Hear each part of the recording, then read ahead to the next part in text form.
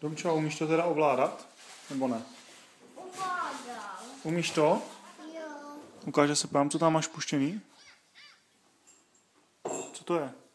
Hynku. A tak jsi spokojená? Jo. A jdu koupit, děkuju. Prosím. Takže jsi šťastná? Jo?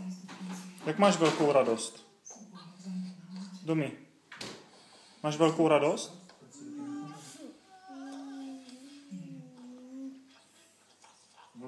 A tak či je ten malý počítač? Můj. Tvůj? A co budu mít já? Nic. Já to nepotřebuju. A na co to potřebuješ ty?